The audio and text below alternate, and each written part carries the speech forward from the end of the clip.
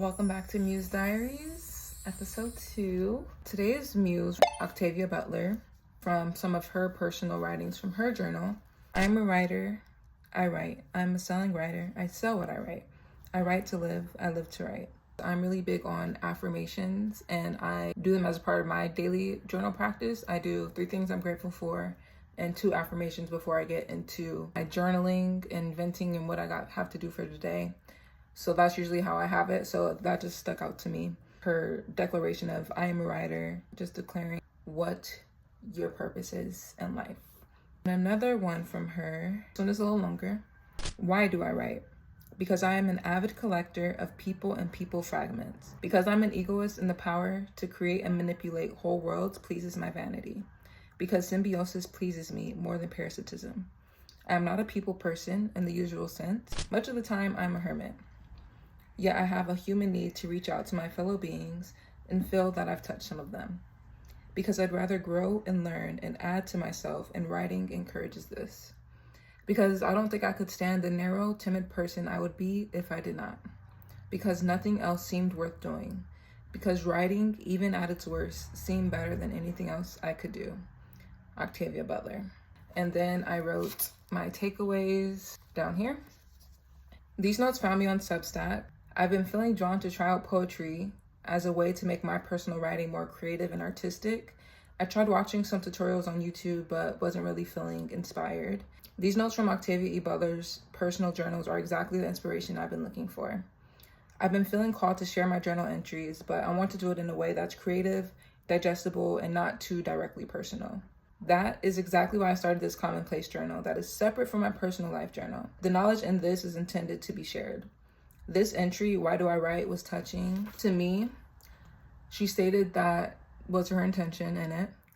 And I think that's so important, just stating what your intention is in the creative process to make sure that that energy is directed to go to where it needs to go. I loved how it flowed with the use of repetition, starting each sentence with because. That inspires me to challenge myself to write a poem about my relationship with creativity using repetition and I am affirmations and memorize it. I learned some new vocab words. Symbiosis is the interaction between 2 different organisms living in close physical association, typically to the advantage of both. Mutually beneficial relationship. And then parasitism, a close relationship between species where one organism, the parasite, lives on or inside another, the host, causing it some harm and is adapted to its way of life. And that was from my muse, Octavia Butler. I read or listened to on audiobook Parable of the Sower, and now I'm currently listening to the second one, Parable of the Talents. It was a pretty good book. It was interesting. What is it called when the world is like coming to an end? That type of vibe. But it was cool. It was different. I've really been into learning Afrofuturism lately, and Octavia Butler is a forerunner of that with her books and things. So that was just like my intro into Afrofuturism. I started reading this book by Itasha Womack. It's called The Afrofuturist Evolution. Absolutely love that book. I'm almost finished with it. I've been taking a ton of notes on that book, and she speaks a lot about Octavia Butler and a bunch of other creatives, artists, and people that are in the Afrofuturist world. And I've been really interested in that lately. So yeah, if you're into that, check it out. In that realm, I did write what will the world look like in 50 years, as far as like trying to think into the future of what I would want to see in the world. Will the world look like in 50 years with the advancement of technology or without it? I would be 75 years old, so my perspective might be a lot different than the youngsters growing up in this world, 2075. I feel like I need to do more research on what new technological advancements are out now so that I can forecast what I think we'll be dealing with in the future. Because it could go either way. You know, right now we have the rise of AI, and a lot of people are not liking that because of the data centers that are coming up is polluting the water and using a lot of the water resources. So it could go one way to where those just completely, we have to shut those off because of our water supply. So then that slows down the technological advancement of AI in that way. So then we'll be going into a more analog, more physical world, which I personally love. I love physical things, as you can see. Rather than digital. So I need to think about that. Like, would the world in 75 years be more technologically advanced, or would we be reverting back to more physical? I know there's things where like they have robot legs that can help you walk, which would be pretty cool for people that are paralyzed and things like that.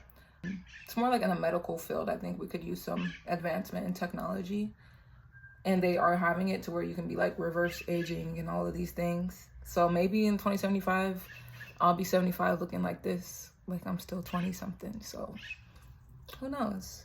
That's where it looks like it's going now. Like reverse engineering your biology. If you feel lost, write down 1, who you want to become, 2, who you don't want to become, 3, the 3 to 5 things you can do today. You're lost because you don't have a direction to work toward, an enemy to work away from, and tasks that move the needle towards your goals. That's from Dan Coe on Substack.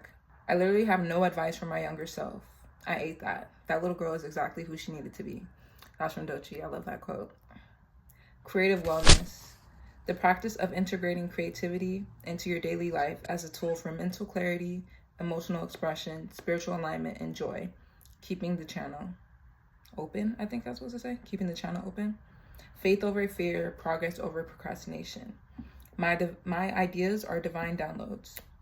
To read Octavia Butler's Kindred or Parable of the Sower. Like I said, I did read Parable of the Sower. Listen to it, and I did watch the show on Kindred. I don't know if I completely finished it, but there's like a show, I think it's on HBO, that is like loosely based off of Octavia's book Kindred. So I think that's a good place to end. That is day 2 of Muse Diaries. Let me know you guys' thoughts on this one.